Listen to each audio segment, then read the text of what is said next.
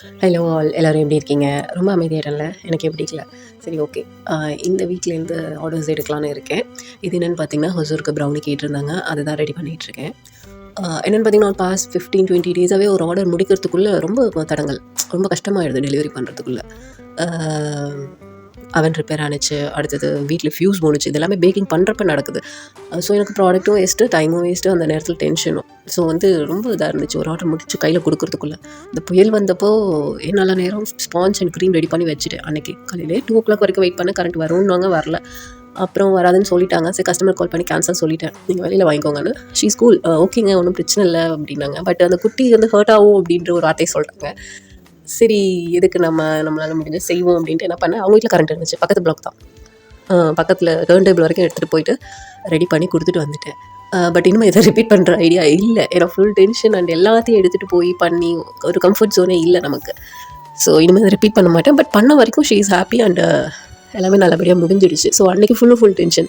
அது ஒன்று. Next day தான் கரண்ட் வந்துச்சு. ஃப்ரிட்ஜில் உள்ளது எல்லாமே போயிடுச்சு. ஒரு 7-8 பேக்கெட்ஸ் ஆஃப் க்ரீம், அந்த மில்கி ப்ராடக்ட்ஸ் எல்லாமே ஒரு 3.5 கிட்ட போயிடுச்சு. அது ஒன்று. இன்னொன்று என்னென்னு பார்த்தீங்கன்னா, கேக் பேஸ் அண்ட் பாக்ஸு கொஞ்சம் ப்ரீமியமாக போடுவோன்ட்டு கொஞ்சமாக போட்டிருக்கணும், என் தப்பு தான். பட் அதில் மினிமம் குவான்டிட்டியே 25 தான் இருந்துச்சு. நான் 50 போட்டேன். 50 பேஸ் 50 பாக்ஸ் போட்டேன். ஒஸ்ட்டு அதில் ஒரு பல்க் அமௌண்ட்டு லாஸ் ஆச்சு எனக்கு. இன்னொன்று என்னென்னு பார்த்தீங்கன்னா, ப்ளம் கேக், அதுவும் ப்ரீமியமாக போடுவோன்ட்டு அழகான பாக்ஸ் அது மாதிரி போட்டேன்.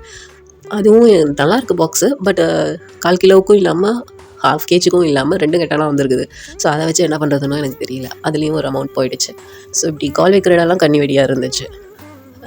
இங்கேயும் ஃபேமிலிலேயும் கொஞ்சம் அமைதி மெயின்டைன் பண்ணுற மாதிரி இருந்தது சுச்சுவேஷன். ஸோ அமைதியாக ஆகிட்டேன். மைண்டு ஃப்ரீயாகவே இல்லை. Still I am not okay. But இந்த ஃப்ரைடே கோயில் போயிட்டு வந்து சாட்டர்டேலேருந்து ஆர்டர்ஸ் எடுக்கலாம் அப்படின்னு இருக்கேன். எவ்வளோ நாளைக்கு இப்படி இருக்க முடியும்? நமக்கும் மண்டக்கா இதில் நமக்கு பேக்கிங் தான் எப்போதும். ஸோ சாட்டர்டேலேருந்து ஆர்டர்ஸ் எடுக்கிறேன். ஸோ உங்கள் ஆர்டர்ஸ் ப்ளேஸ் பண்ணுங்கள். மோஸ்ட்லி சண்டே நான் ப்ளம் கேக்ஸ் டீட்டெயில்ஸ் போடுறேன். இன்னும் நான் எதுவும் பார்க்கல. ஸோ ஸ்டேட்டஸ் அப்டேட் பண்ணுறேன், பாருங்கள். இந்த ப்ரௌனி ஆர்டர்லேருந்து நம்ம கொஞ்சம் ரெஃப்ரெஷ் ஆகும் அப்படின்ட்டு தான் இதாக ஆரம்பித்தேன். பட் இதுவும் கொஞ்சம் பெரிய ஆப்பாக தான் வச்சுது. அதை சொல்லலை நான். இதையும் நாங்கள் தான் சாப்பிட்டோம். ஸோ இப்படி தான் டேஸ் லாஸ்லேயே போணுச்சு. அதுதான் ஒரு பிரேக் எடுத்தேன். யாருக்கும் நான் ஃப்ரீயாகவே பேசலை, ரிப்ளை பண்ணிட்டேன். பட் பழையபடி என்னால் ஃப்ரீயாக பேசலை. All is well, hope for best. இதுவும் கடந்து போவோம். எல்லா லைன்ஸையும் போட்டு ஆரம்பிக்கிறேன், பார்ப்போம். என்னோடய மென்டர் அடிக்கடி சொல்லுவாங்க, கஸ்டமர்ஸை பாரு, செட் யுவர் பவுண்ட்ரிஸ் அப்படின்னு. எனக்கு அதை சுட்டு போட்டாலும் வர மாட்டேங்குது. ஹலோ சிஸ்டர் அப்படின்னு ஆரம்பித்து இப்போ ஹலோ மச்சி என்ன பண்ணிகிட்டு இருக்க அப்படின்னு தான் எல்லா கஸ்டமர்ஸும் மாறிட்டாங்க.